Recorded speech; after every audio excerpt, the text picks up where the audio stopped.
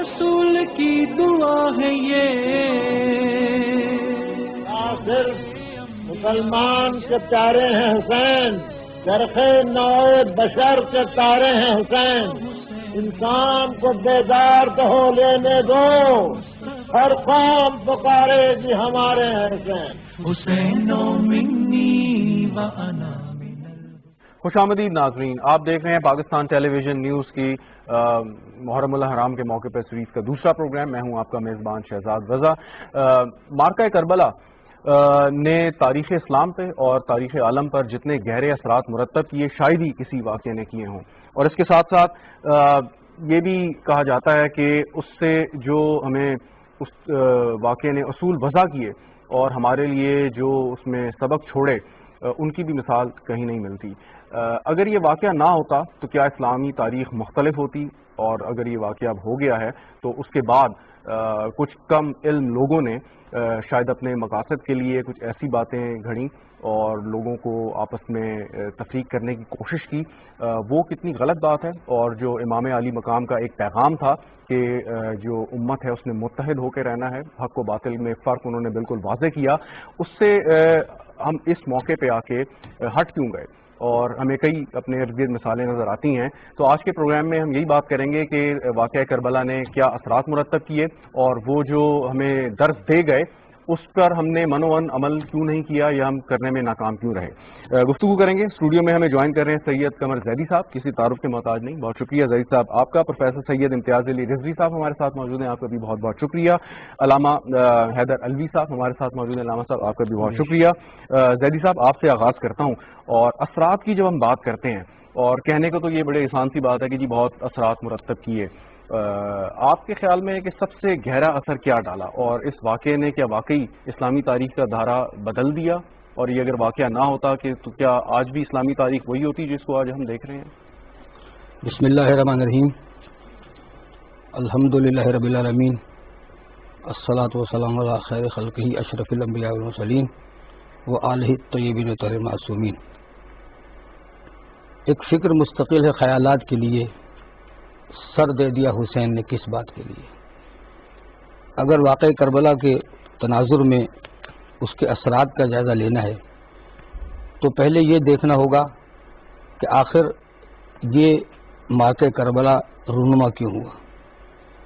क्योंकि बाद रसूल आमरियत ने इस्लाम के हवाले से बहुत सारे सवालात जन्म दिए, और उनमें सबसे बड़ा सवाल ये था कि आखिर हुसैन करबला में आए, और आने के बाद वो कारहाय नुमाया सर अंजाम दिए कि जिनका ताल्लुक़ फ़कत इस्लामी तारीख़ से नहीं है, इसलिए कि इंसानियत की इक़दार को पामाल किया जा रहा था। मिंबर रसूल से हलाल को हराम और हराम को हलाल कहा जा रहा था।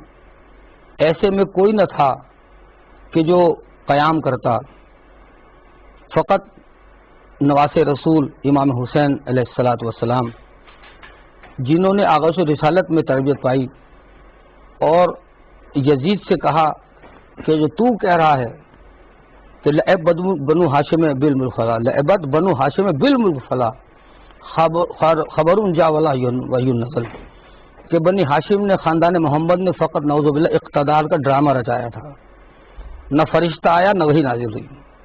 तो हुसैन इब्न अली ने ये नहीं देखा मेरे साथी कितने हैं। शाह कहते थे बहुत वीरा है दश्ते करबला, घर से एक ताज़ा गुलिस्तान लेके जाना चाहिए। और मिल रहे हैं करबला वालों से ये दोनों सबक, क्या बचाना चाहिए और क्या लुटाना चाहिए। तो असरात का जायज़ा इस बात से लिया जा सकता है कि जिनका कुछ भी ना रहा, जिन्होंने अपना सब कुछ लुटा दिया, तो जिस काज के लिए लुटाया क्या वो काज बाकी है। अगर वो काज बाकी है तो समझने के वाक़ई करबला के असरात आज भी मुरतब हो रहे हैं। किसी ने बड़ी प्यारी बात कही कि खून हुसैन की झलक आज तलक शफक में है, पूछे कोई यजीद से तेरा खत्म कर गया। वाह वाह, बिल्कुल प्रोफेसर साहब, लेकिन एक बात यह है कि वाक़या करबला के बाद भी जुल्म सितम ख़त्म नहीं हुआ। इस्लामी तारीख़ और عالمی تاریخ بھری پڑی ہے ایسے واقعات سے. اس وقت اسلامی تاریخ کی ہم بات کر رہے ہیں جہاں ظلم و ستم بھی ہوئے اور ایسے حاکم بھی آئے کہ جنہوں نے اپنی رعایا کے ساتھ جو سلوک کیا. تو یہ تو اب 1400 سال بعد ہم یہ گفتگو کر رہے ہیں, لیکن جو امیڈیٹلی بعد میں لوگ آئے انہوں نے بھی شاید اس سے کوئی اتنا خاطر خواہ سبق نہیں سیکھا واقعہ سے. دیکھیے اس طرح ہوتا ہے کہ جب تاریخ آگے بڑھتی ہے تو کوئی نہ کوئی معیار ہمارے پاس ہونا چاہیے. مثلا اس طرح ابھی آپ کہہ رہے ہیں ظلم ہے, تو ظلم کس چیز کو ظلم کہتے ہیں, یا جو حق ہے حق کا کیا معیار ہے. یعنی امام حسین علیہ السلام اور ان کے ساتھیوں نے جو یہ قربانی دی, اصل میں انہوں نے ایک سٹینڈرڈ بنا دیا, ایک معیار بنا دیا ہمارے لیے کہ جس پر ہم پرکھ سکتے ہیں ظلم کو بھی اور جو ہے وہ حق کو بھی, عدل کو بھی ظلم کو بھی پرکھ سکتے ہیں آسانی سے. اگر یہ قربانی نہ ہوتی تو شاید ظلم اور ناانصافی وہ حق بن جاتا. یعنی بیعت جس کی سارا بات ہوتی ہے جہاں سے چلی تھی کہ بیعت مانگی گئی اور آپ نے اس کا انکار کیا, اس کا ریزن ہی یہی ہے. یعنی وجہ یہ تھی کہ اگر بیعت ہو جاتی یعنی آپ انڈورس کر دیتے, آپ اس پہ مہر لگا دیتے کہ بھئی یہ حق ہے, تو پھر وہ معیار ختم ہو جاتا. تو لہذا اگر ظلم ہوتا رہا وہ ظلم ہوتا رہے گا, قیامت تک بھی جاری رہے گا, البتہ اس کی شدت میں کمی بیشی آ سکتی ہے. اصل تو ہم امتحان کے لیے اس دنیا میں آئے ساری انسانیت کہ کون حق کا ساتھ دیتا ہے, کون باطل کے ساتھ ہوتا ہے, کون ظلم کرتا ہے, کون انصاف کرتا ہے. لیکن معیار ہمارے پاس جو ہے وہ حسین کے ساتھ بن گئی ہماری اس واقعہ کربلا کے بعد. تو لہٰذا ہم یہ بھی نہ سوچیں کہ اس قربانی سے ظلم کو خاتمے کا دور شروع ہو گیا, جیسا آپ کا سوال ہے. ظلم کا خاتمہ نہیں ہوا, لیکن حق والوں کے لیے حق کا معیار بن گیا, ان کے لیے ایک جرت پیدا کی. ورنہ کس میں جرت تھی؟ جب حسین اپنا سب کچھ لٹا دیتے ہیں, خود اپنی جان بھی, اپنے خاندان کو بھی, تو دوسرے میں بھی پھر ہوتی ہے کہ جب یہ شخصیت اتنی بڑی ذات اس کاز کے لیے کام کرتی ہے تو وہ کاز بہت بڑی کاز ہے جس کے لیے حسین جیسی شخصیت اپنی جان کی قربانی دے دے. جی بالکل بالکل. علامہ صاحب, اللہ تعالیٰ نے فرمایا کہ تفرقہ بازی میں نہیں پڑھنا چاہیے, اور مختلف مسالک ہیں اپنے طور پر, وہ جو ہے وہ سارے جو بھی ان کی پرنسپلز ہیں اس کے مطابق اپنی دینی اور دنیاوی ضروریات پوری کر رہے ہیں. لیکن آپ نہیں سمجھتے جو مشترکات ہیں, اور ایک سب سے اہم بات جو ہے کہ واقعہ کربلا پہ چاہے تعلق کسی بھی مسلک سے ہو, ایک اتفاق ہے, اس پر کوئی رتی برابر نہ کسی کو شک ہے, نہ کوئی ایسی بات کر سکتا ہے. آپ نہیں سمجھتے کہ یہ ایک بہت بڑا معجزہ ہی سمجھ لیں کہ معجزہ ہے کہ پوری امت جو ہے باوجود اس کے کہ ان کے آپس کے اپنے خیالات کچھ بھی ہوں لیکن اس بات پہ وہ بالکل متفق ہے. بسم اللہ الرحمن الرحیم. قلندر لاہوری اقبال نے کہا تھا کہ حقیقت ابدی ہے مقام شبیری, بدلتے رہتے ہیں انداز کوفی و شامی.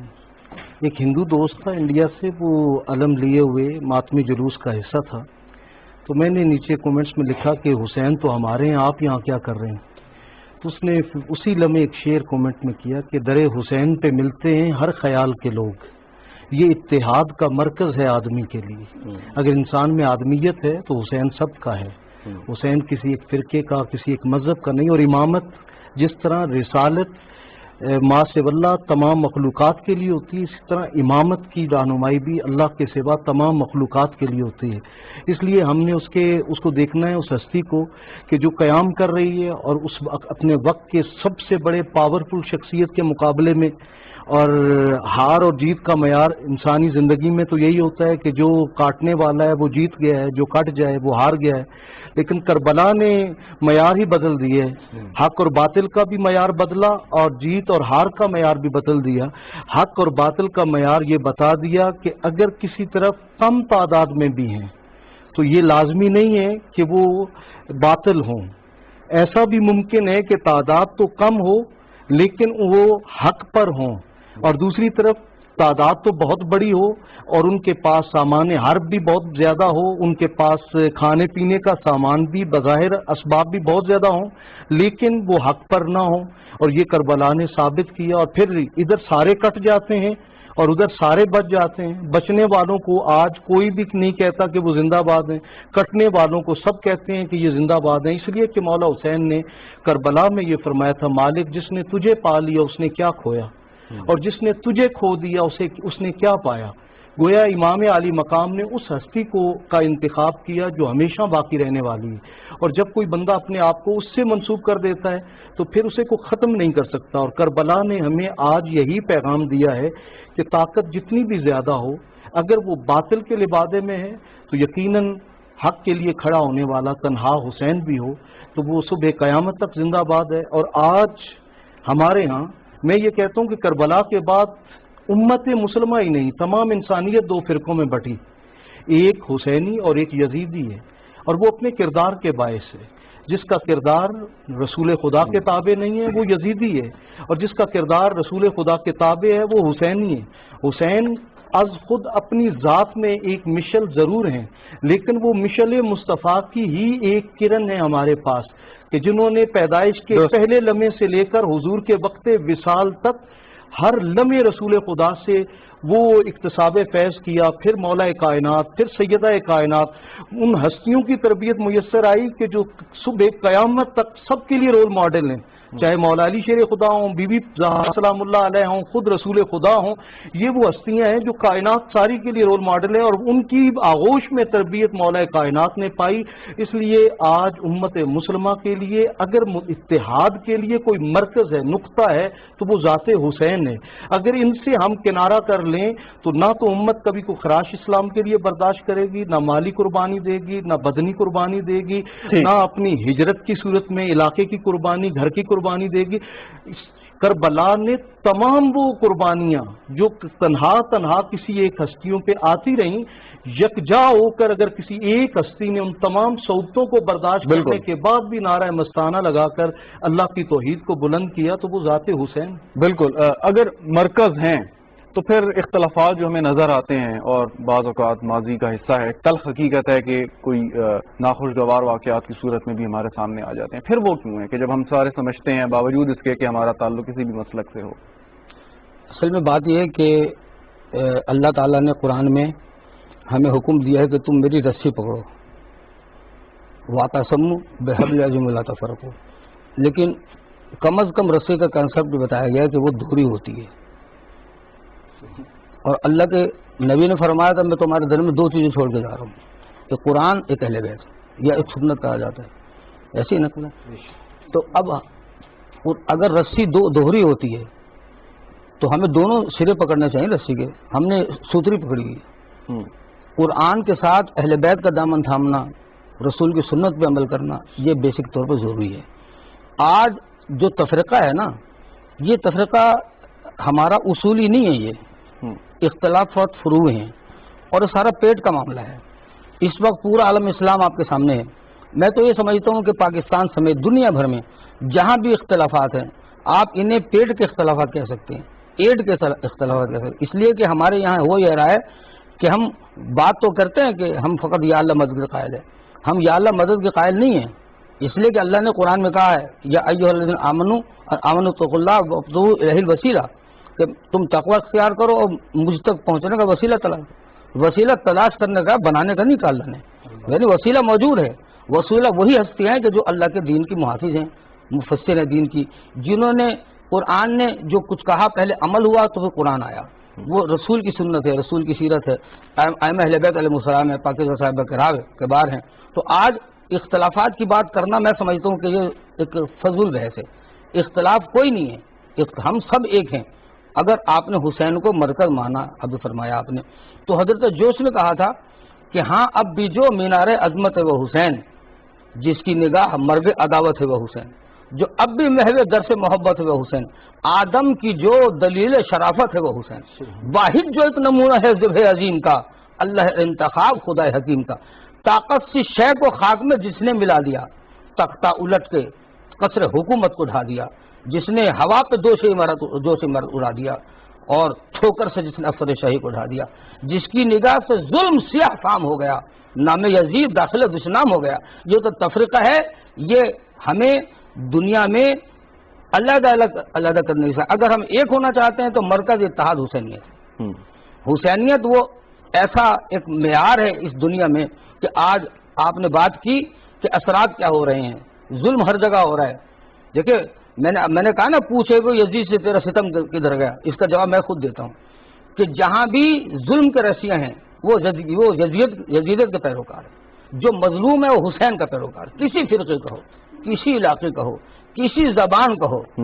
دیکھیے اگر آپ اثرات کی بات کریں گے، اگر ظلم ہو رہا ہے، میں بتاتا ہوں کہاں ہو رہا ہے، ظلم کشمیر میں ہو رہا ہے، فلسطین میں ہو رہا ہے، یمن میں ہو رہا ہے، اور دیگر اسلامی ممالک میں۔ اور مسلمانوں کا حالت زار کیا ہے؟ اکبر الہ آبادی نے کہا تھا نہ ہاتھوں میں قوت نہ پاؤں میں زور، شہنشاہ کے دشمن سے کیسے لڑیں، دعائیں یہ کرتے ہیں لیٹے ہوئے کہ جرمن کی توپوں میں کیڑے پڑے۔ تو فقط دعاؤں سے کام نہیں چلے گا، اگر ہم واقعا چاہتے ہیں کہ اسلام کو فتح مندی سے ہمکنار کیا جائے، اسلام کو خطرہ نہیں بھائی، خطرہ مسلمانوں کے ہے، ہماری مسلمانی کو خطرہ ہے۔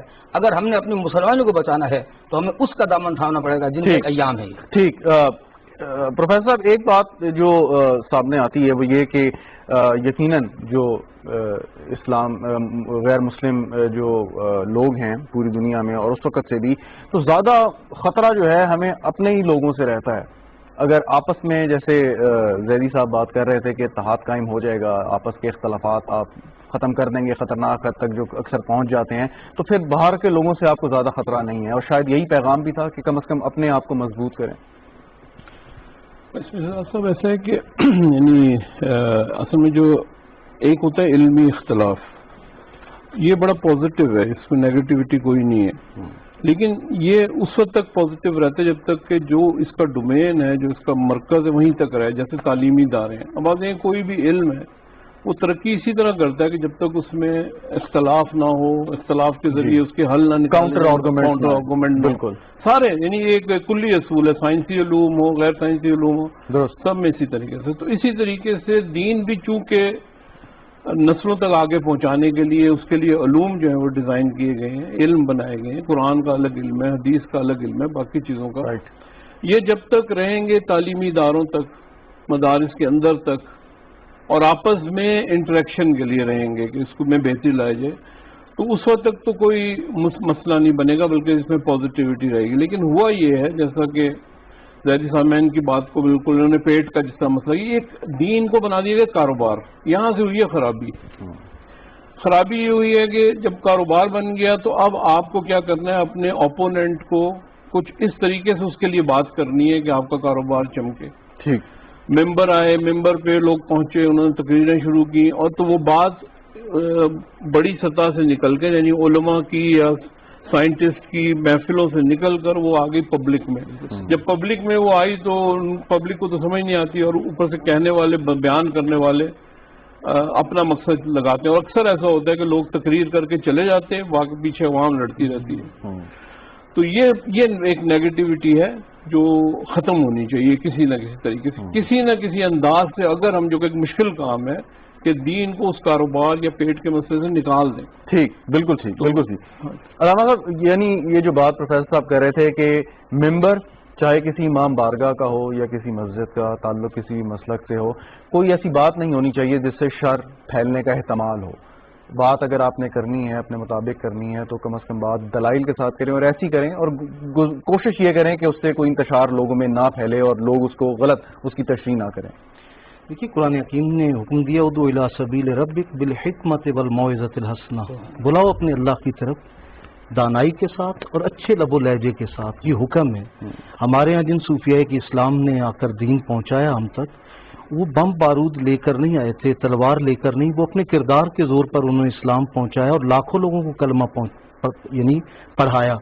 لیکن ہمارے ہاں ہر جگہ پہ کچھ نہ کچھ یہ اصول ہیں کہ بھی آپ یہ کورس مکمل کرنے کے بعد اس چیز کے لیے کوالیفائی کرتے ہیں، لیکن ممبر ہمارے ہاں بدقسمتی سے ایسا مظلوم ہے کہ جہاں جب جو چاہے بیٹھ سکتا ہے، اور اس کے لیے کوئی ایس او پیز نہیں ہے، کوئی قوانین نہیں ہے۔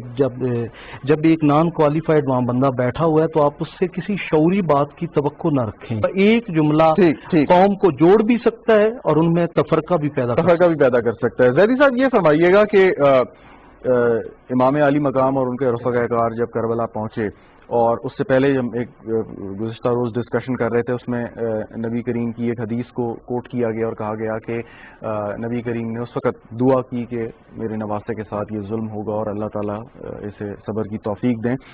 تو امام کو معلوم تھا کربلا میں کیا ہونے جا رہا ہے، کیا ہو سکتا ہے، وہ خاندان کے ساتھ تھے، تو یہ ایک آرگومنٹ آتا ہے کہ وہ تشریف وہاں پہ کیوں لے کے گئے. وہ چاہتے تو تاریخ کا دھارا بدل سکتا تھا، وہ کوئی ایگریمنٹ کر سکتے تھے، کوئی مصالحت پسندی سے کام لے سکتے تھے. مولا حسن کا نام مثال دی جاتی ہے کہ اس وقت انہوں نے ایک فیصلہ کیا تھا، امام حسین بھی وہ فیصلہ کر سکتے تھے. دیکھیے جی، فقط امام علی مقام کو نہیں پتا تھا، امام کے لشکر میں سب سے جو کمسن بچہ تھا، جو ان کا لخت جگر ہے، جسے شجر کربلا کہا جاتا ہے، حضرت علی اصغر، جو باب الحوائج بھی ہیں، ان کو بھی پتا تھا.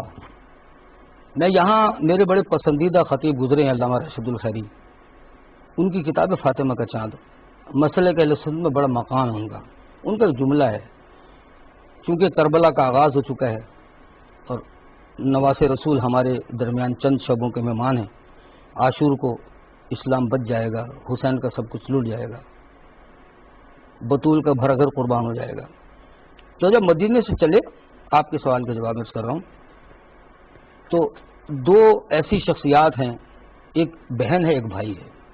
بہن فاطمہ صغرا ہے، انہیں کیوں نہیں لے کے گئے؟ علامہ نقن علی المقام فرماتے ہیں کہ فاطمہ صغرا کی شکل دادی زہرا سے ملتی تھی، اور آگے جو بازاروں میں جانا تھا حسین برداشت نہیں کر سکتے تھے. ویسے سارے کے ساری بیویاں اپنے دادی کی شبیہ تھی.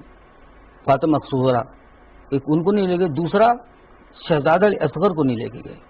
جب وقت رخصت فاطمہ صغرا نے کہا کہ آپ ایسا کریں کہ اصغر کو میرے پاس چھوڑ دیں، بھائی ہے میرا، میں اس کے ذریعے دل بہلاؤں گی. تو سب نے کوشش کی، اصغر کسی گود میں نہیں گئے. فاطمہ صغرا کی گردن میں باہیں ڈال کے سخت سے پکڑ لیا. علامہ راشد الخیری فرماتے ہیں کہ کسی کی گود میں جب نہیں گئے تو امام علی مقام آگے بڑھے اور اصغر کے کان میں کچھ کہا. بچہ ابھی 6 مہینے کا نہیں ہے، کربلا پہنچ کے 6 مہینے کا ہوگا. تو پتہ نہیں کیا کہا نواز رسول نے. اصغر نے فوراً تڑپ کے باہیں گلے سے نکال دی بہن کے. اب کیا کہا تھا حسین نے؟ میرا تصور کہتا ہے، آگے کے واقعات کربلا آپ کے سامنے ہے. ہو سکتا ہے امام علی مقام علیہ السلام کا اصغر بیٹا تو نے تو کربلا میں وہ کام کرنا ہے جو کسی بڑے سے بھی نہیں ہوگا. اسی لیے استاد قمر جلالی نے کہا نا کہ منہ ڈھانپ ڈھانپ روتی اصغر سپاہی شام، تم تیر کھا کے آئے ہو یا تیر مار کے. اصغر کا بھی پتا تھا، اور سب سے بوڑھے صحابی رسول ہے. دیکھیے لوگ ہمیں ان مواقع پہ لڑانے کے لیے مختلف باتیں کرتے ہیں.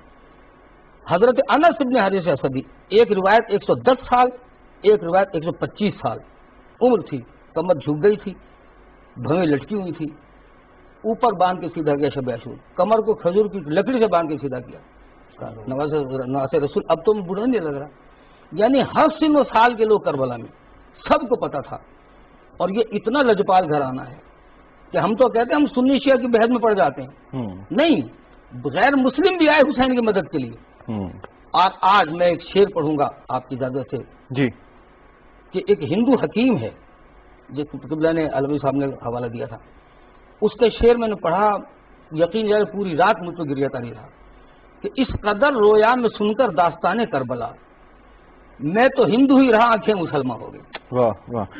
پروفیسر، یہ جو زہری صاحب نے فرمایا اور یہ روایت بھی ہے کہ حسینی بہمن وہاں سے چلے اور وہ شاید پہنچ نہیں پائے جب یہ واقعہ جو ہے وہ اختتام پذیر ہوا، تو غیر مسلموں کے دل میں بھی امام کی اتنی عزت و تکریم ہے جتنی مسلمانوں کے دل میں ہے. تو غیر مسلموں نے، یعنی تاریخ دان، مورخ اور بعد میں آنے والے لوگوں نے اس واقعے کو کیسے دیکھا آپ کے خیال میں؟ دیکھیے، یعنی جو یعنی میں تو آپ مارکا کربلا صاحب کہتے ہیں لوگ، یا آپ نے بھی ذکر، میں اس کو درس گاہ کربلا کہتا ہوں کہ ایک بہت بڑی درس گاہ ہے، بہت کچھ سیکھا جا سکتا ہے. بہت کچھ نہیں بلکہ سب کچھ سیکھا جاتا ہے اتفاق سے. تو یہ اصل میں اس درس گاہ سے ہمیں یہ سبق بھی ملتا ہے کہ یہ جو حق کا معیارات ہیں وہ کسی مذہب کو اپنانے سے وہ نہیں ہو جاتے. کیا مسلمان ہے؟ بظاہر آپ دیکھیں دونوں طرف مسلمان ہیں، بظاہر آپ دیکھیں دونوں طرف جو ہے وہ ایک ہی علاقے کے بھی لوگ ہیں، عرب ہیں، ایک ہی زبان بولنے والے لوگ ہیں، لیکن پھر بھی جنگ ہے. اس کا کیا مطلب؟ اس کا مطلب یہ ہے کہ جنگ حق و باطل کی جنگ ہے. تو جب حق و باطل کی جنگ ہے تو حق کے ساتھ کوئی بھی ہو سکتا ہے.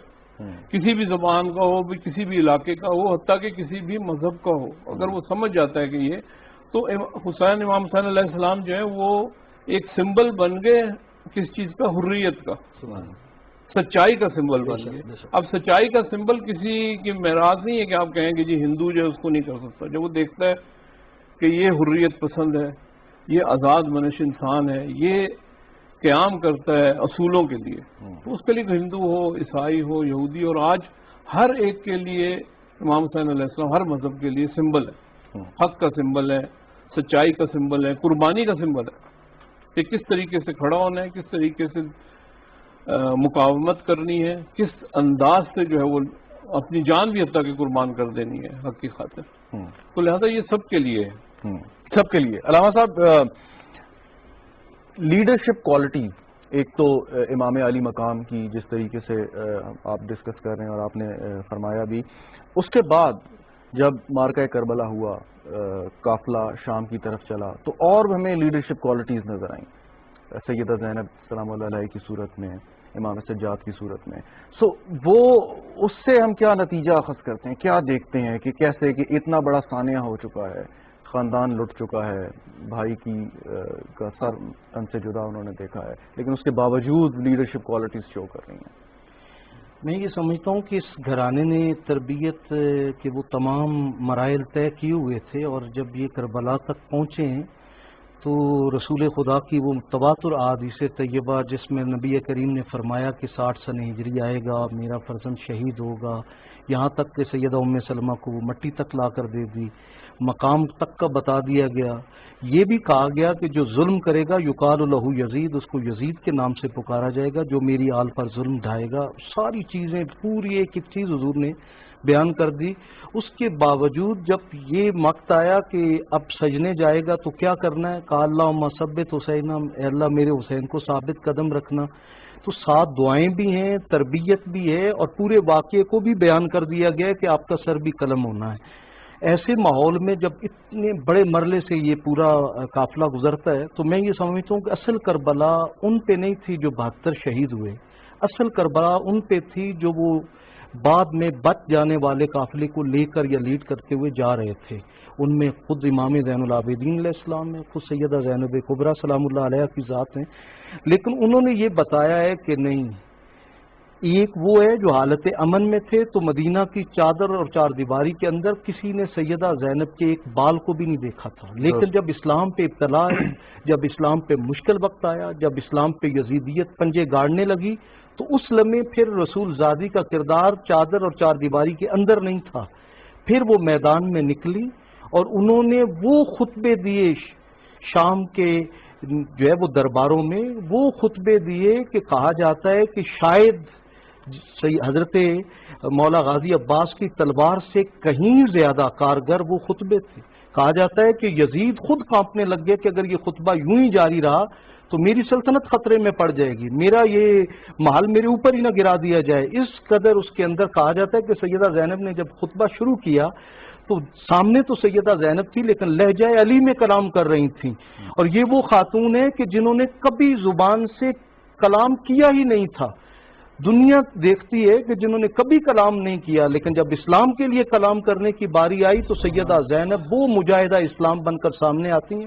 اور خود امام زین العابدین کہا جاتا ہے کربلا کے بعد سب سے بڑے سفیر کربلا آپ تھے، اور آپ نے یہ بتایا کہ کربلا محض ایک داستان نہیں ہے، ایک کہانی نہیں ہے، ایک واقعہ نہیں ہے جس طرح ہمارے آج کل کہتے ہیں بس ایک واقعہ تھا ہو گیا. نہیں، یہ ایک واقعہ نہیں، ایک ایسی درسگاہ ہے، ایک ایسا پیغام ہے، ایک ایسی یونیورسٹی ہے کہ صبح قیامت تک یہاں سے لوگ سیکھتے رہیں گے، اور جنہوں نے سیکھنا ہے وہ پورے کا پورا اسلام کربلا میں موجود ہے. درست بالکل صحیح. زیدی صاحب، یعنی جو بالکل درست بات فرمائی علامہ صاحب نے کہ کسر یزید کو اپنے خطبے سے جس طریقے سے سیدہ زینب سلام اللہ علیہ نے ہلا کے رکھ دیا، تو امام علی مقام نے جو جہاد کیا اس کا تسلسل ہے جو بعد میں مثالیں قائم کی سیدہ نے اور امام سجاد نے اور باقی لوگوں نے. دختر شاہ لا فتح زینب، تو نہ ہوتی جو شہ کے دوست بدوش، فتح ہوتی نہ کربلا زینب. بھائی نے کربلا کو فتح کیا، تو نے کوفہ ہلا دیا زینب. آپ نے قبلہ نے خطبات جناب سیدہ زینب سلام اللہ کی بات کی. میں یہ سمجھتا ہوں کہ حسین شہید ہو گئے، کیا بچا؟ انسانیت بچی، اسلام بچا، کلمہ توحید بچا، شریعت محمدی کو بچایا. لیکن بعد کربلا جناب سیدہ زینب سلام اللہ علیہا کے خطبات نے، آپ کے کردار نے، میں سمجھتا ہوں کہ حسین کے نام کو بچایا. آج حسینیت زینبیت کے مرہون منت ہے. دربار یزید میں جب جس طرح فرمایا تو علی صاحب نے کہ سب کچھ لٹ چکا تھا اور جس کا سب کچھ مارا جا چکا ہو، ختم ہو چکا ہو، اس میں بات کرنے کی طاقت ہوگی.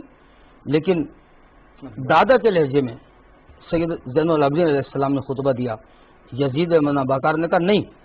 جب یزید کا ایک چمچہ توحید و رسالت کا مذاق اڑا چکا تو دربار سے زنجیروں کی آواز گونجی. ایک قیدی کھڑا ہو گیا، مجھے اجازت ہے میں کچھ کہوں؟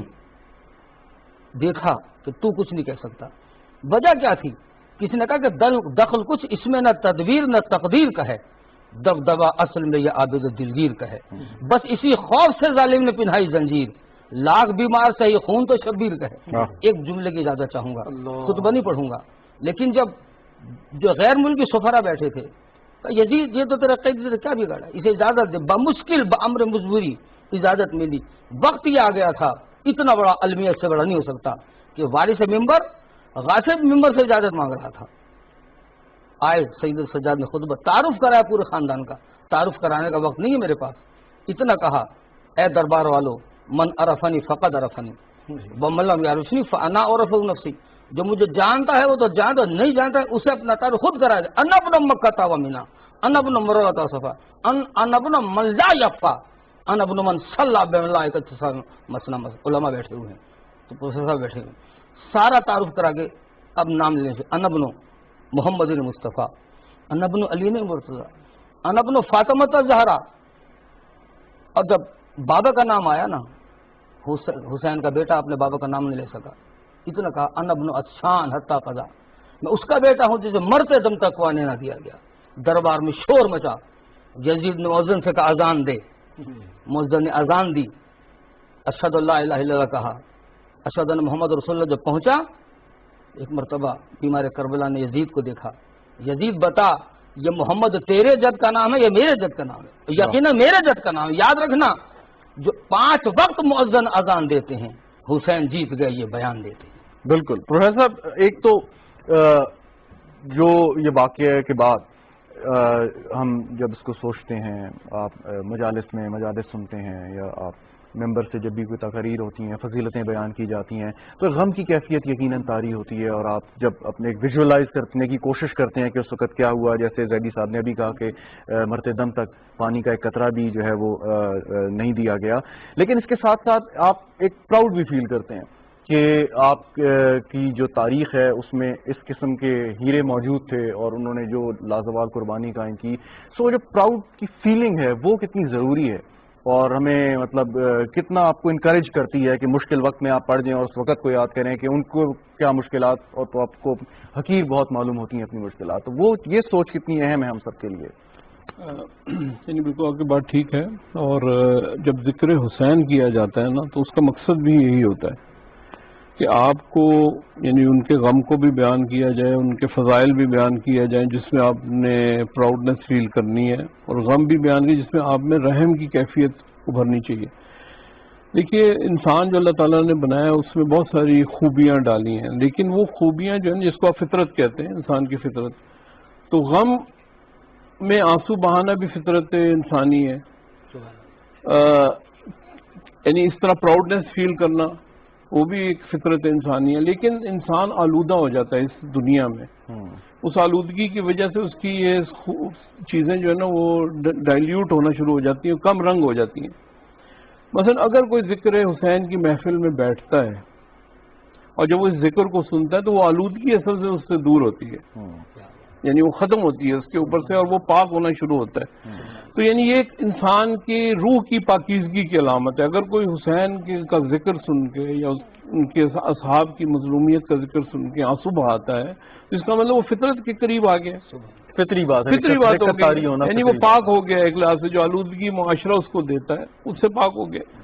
اسی طریقے سے جب وہ فخر محسوس کرتا ہے، اس کے لیے نعرہ بھی لگاتا ہے یا اس کے لیے مثلاً اٹھتا ہے تو ایک اس کے اندر ایک جرت اور غیرت جاگی ہوتی ہے اور وہ حتیٰ کہ قربانی دینے کے لیے تیار ہوتا ہے، تو یہ بھی اس کی فطرت جاگ رہی ہوتی ہے، روح کی پاکیزگی ہوتی ہے. اگر وہ اس کو برقرار رکھ لے، جیسے مثلا آپ کہتے ہیں دین کے جو بھی کام ہے رمضان المبارک، رمضان والے میں یہی کیفیت ہے کہ انسان روزہ رکھتا ہے، عبادت کرتا ہے، تو وہ روح کی پاکیزگی کے لیے. اسی طریقے سے محرم الحرام میں بھی ذکر حسین کی محفلوں میں روح کی پاکیزگی کے لیے جو ہے وہ کام ہونا چاہیے. انسان کو پراؤڈ بھی فیل کرنا چاہیے اور غم میں آنسو بھی جو ہے وہ بہانا. بالکل ٹھیک. فائنلی جی، اور وہی بنیادی سوال جس سے میں نے پروگرام کا آغاز کیا تھا علامہ صاحب، کہ تاریخ کا دھارا تبدیل ہوا، تو یہ دھارا جو تبدیل ہوا اور 14 صدیاں گزرنے کے بعد اس دھارے کو آپ کیسے دیکھتے ہیں معرکہ کربلا کی روشنی؟ حسین اگر نہ شہید ہوتا آج گھر گھر یزید ہوتا، نبی کی سنت عیاں نہ ہوتی، خدا کے گھر میں اذان نہ ہوتی. کل کا یزید وجود حسین سے ڈرتا تھا اور آج کا یزید ذکر حسین سے خوفزدہ ہے.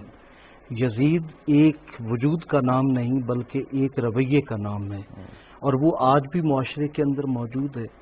اور حسین بھی ایک وجود مسعود کا فقط نام نہیں. آج ہم یہ نہیں کہتے حسین زندہ باد، ہم کہتے ہیں حسینیت زندہ باد. ہم ان کے کردار کے اوپر فخر کرتے ہیں کہ وہ عظیم کردار جس نے اپنے دور کے فرعون اور حامان کو یوں ناکو چنے چبائے کہ اس کا نام بھی معاشرے میں گالی بن گیا.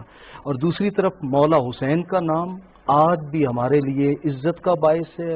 امت مسلمہ کے اندر جب جب جرت، بہادری، عظیمت، طاقت، قوت آتی ہے تو وہ ذکر حسین اور ذکر واقعہ کربلا سے آتی ہے. آج بھی اگر ہم چاہتے ہیں کہ کشمیر والوں کو پھر سے فتح میسر آ جائے، ہم چاہتے ہیں کہ فلسطین والے اپنے پاؤں پہ کھڑے ہو جائیں، یمن والوں کو عزت مل جائے، تو اس کے لیے کربلا ہی ایک ایسی درسگاہ ہے کہ جہاں سے ہمیں ایک بار پھر پاور ملتی ہے اور ہم اپنے ایمان اور عمل دونوں کو پختگی دیتے ہیں. بالکل ٹھیک. فائنلی آخری جملہ کہ حسین ایک نظریے اور سوچ کا نام ہے. یقیناً اور یہ سوچ، یہ فکر دن بدن بڑھتی جا رہی ہے، اس لیے کہ یزیدی طاقتیں، طاغوتی طاقتیں جتنا مرضی سر اٹھا لیں، جب مظلوم کا پیغام موجود رہے گا بالکل تو ظلم خود مٹے. مظلوم کا حق عالم پر ہیں دونوں جہاں غمخاروں میں، شبیر کا ماتم چاند میں ہے، شبیر کا ماتم تاروں میں. بہت شکریہ جی. اسی کے ساتھ سید قمر زیدی صاحب آپ تشریف لائے، پروفیسر سید امتیاز علی رضوی صاحب آپ ہمارے ساتھ ہیں، علامہ حیدر علوی صاحب آپ کا بھی بہت شکریہ. ناظرین، گفتگو آپ نے سنی، پروگرام دیکھنے کا شکریہ. فی الحال اتنا ہی، اجازت دیجیے، خدا حافظ.